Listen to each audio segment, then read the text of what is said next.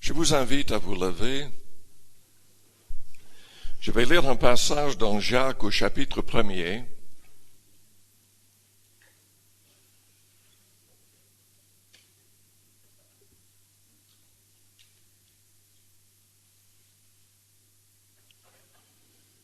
Commençons au verset 12. Heureux l'homme qui supporte patiemment la tentation, car après avoir été éprouvé, il recevra la couronne de vie que le Seigneur a promise à ceux qui l'aiment. Que personne, lorsqu'il est tenté, ne dise « c'est Dieu qui me tente », car Dieu ne peut être tenté par le mal, et il ne tente lui-même personne. Mais chacun est tenté quand il est attiré et amorcé par sa propre convoitise. Puis, la convoitise, lorsqu'elle a conçu, enfante le péché, et le péché étant consommé, produit la mort. Prions le Seigneur avant d'aller plus loin. Père Céleste, nous te louons, nous te bénissons. Nous avons besoin de toi pour chaque détail de nos vies. Nous voulons nous humilier devant toi, car sans ton aide, nous ne resterons pas debout. Nous avons besoin de ta grâce, de ta miséricorde. Nous avons besoin de ton amour et de ta force dans nos vies. Seigneur, manifeste-toi à toute personne ici. Sauve toute personne inconvertie. Délivre les personnes qui sont encore liées par le mal, par l'adversaire. Je te demande, Seigneur, de passer dans les rangs et de toucher et de guérir les malades. Touche les personnes qui ne pouvaient pas venir à cause de maladies.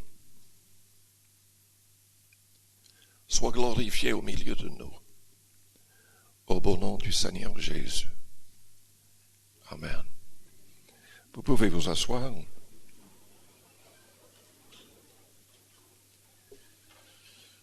Cet après-midi, je voudrais parler de comment vaincre la tentation. Est-ce que vous êtes pleinement vainqueur dans votre vie?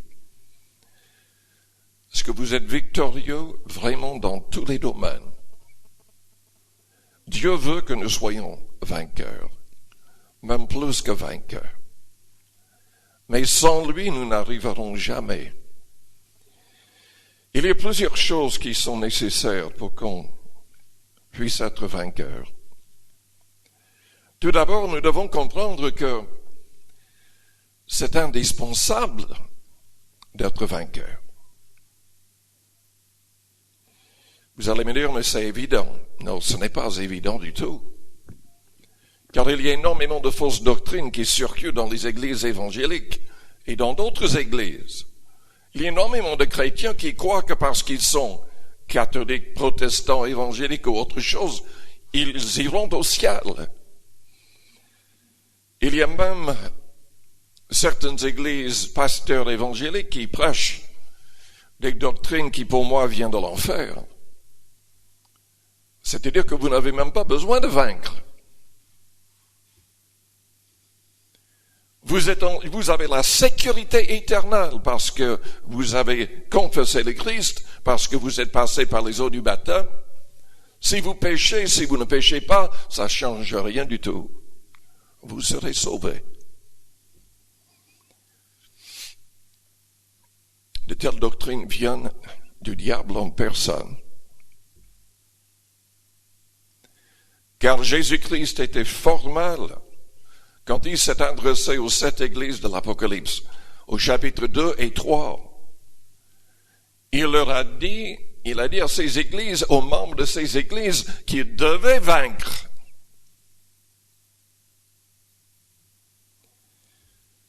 Pour avoir la vie éternelle, pour recevoir les récompenses, nous devons vaincre.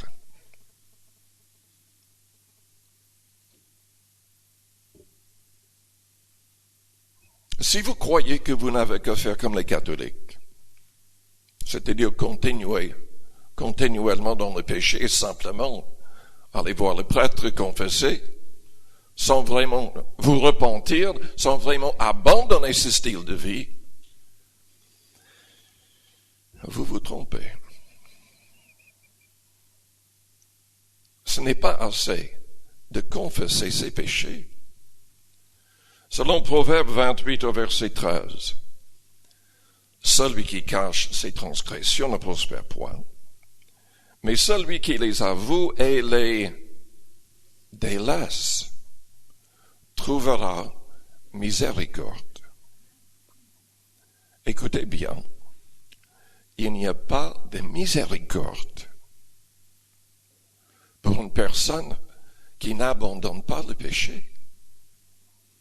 Il n'y aura pas de miséricorde au jour du jugement pour la personne qui n'a pas été vainqueur.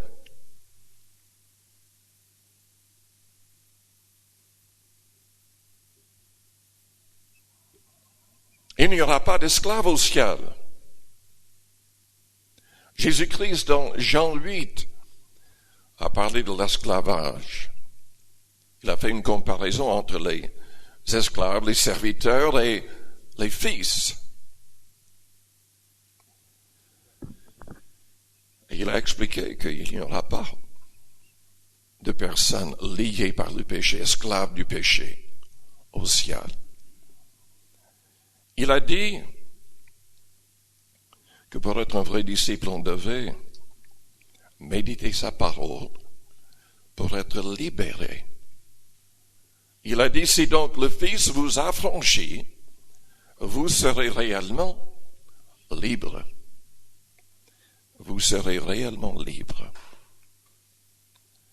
Nous devons en premier donc comprendre que c'est indispensable d'être victorieux. Nous ne pouvons pas rester liés par le mal, liés par une habitude mauvaise. Nous devons vaincre. Combien de personnes ont un stylo et un cahier? J'espère que vous êtes en train de noter parce que je vais vous donner au moins une douzaine de choses qui sont nécessaires pour vaincre.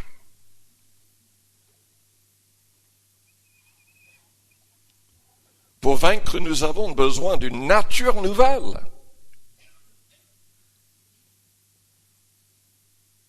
Nous devons naître de nouveau, selon Jésus-Christ dans Jean 3. Nous devons naître de l'Esprit, recevant son Esprit en nous. Si quelqu'un n'a pas l'Esprit du Christ, il ne lui appartient pas. Mais ce n'est pas assez de recevoir cette nouvelle nature. Nous devons développer cette nature. Lisons dans 2 Pierre, au chapitre 1er. 2 Pierre, au chapitre 1er.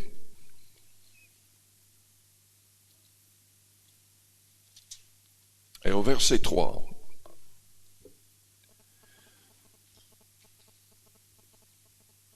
Jean a dit dans ses épîtres que celui qui est né de nouveau, né de l'Esprit, ne pêche pas. Selon le mot en grec, il s'agit non pas que la personne ne peut pas trébucher, mais cette personne ne va pas continuer en pratiquant les mêmes péchés. C'est parce qu'il a une nouvelle nature. Quand l'Esprit du Christ est en nous, nous ne voulons pas pécher. Ça nous fait mal si on trébuche. On ne pourrait pas continuer dans le péché avec cette nouvelle nature. Mais quand même, ce passage souligne le fait que nous devons progresser, que nous devons développer cette nature. Sa divine puissance nous a donné tout ce qui contribue à la vie et à la piété, au moyen de la connaissance de celui qui nous a appelés par sa propre gloire et par sa vertu, celle-ci nous assure de sa part les plus grandes et les plus précieuses promesses, afin que par elles vous deveniez participants de la nature divine, en fuyant la corruption qui existe dans le monde par la convoitise.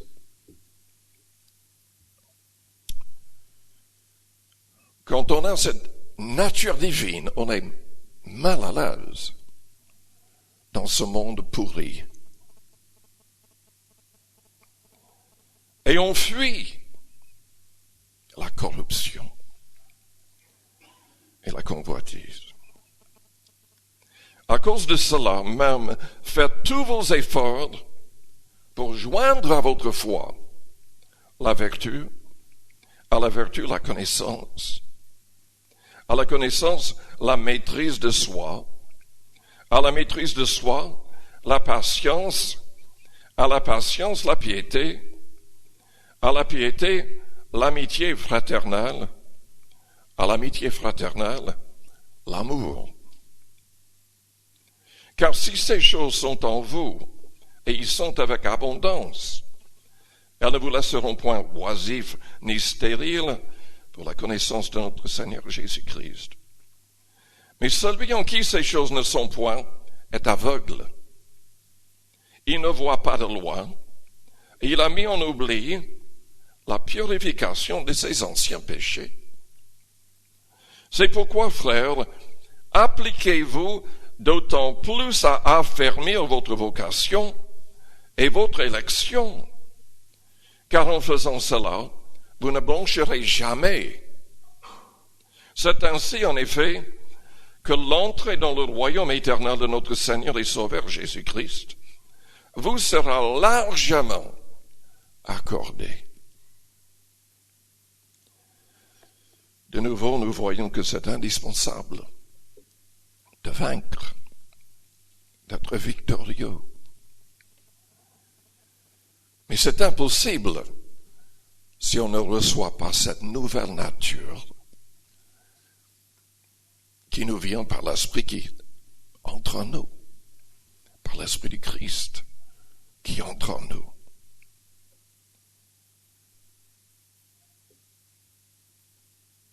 Troisièmement, pour vaincre, nous devons nous soumettre à Dieu. Jacques a dit au chapitre 4, verset 7, Dieu résiste aux orgueilleux, il fait grâce aux humbles. Soumettez-vous à Dieu, résistez au diable et il fuira loin de vous. Il y a plein de gens qui essaient de résister au diable. Ces gens n'arrivent pas parce qu'ils n'ont pas vraiment soumis leur cœur, leur vie pleinement à Dieu. Ils ne sont pas en train de le faire chaque jour. Comment est-ce qu'on se soumet à Dieu? En lisant, en méditant, en essayant de mettre tout de suite en pratique ce que nous avons lu. Selon le premier psaume, si on médite cette parole jour et nuit pour la mettre en pratique, nous allons réussir dans tous les domaines. Selon le psaume 119 au verset 11, si nous serrons cette parole dans notre cœur, nous ne pécherons pas contre le Seigneur.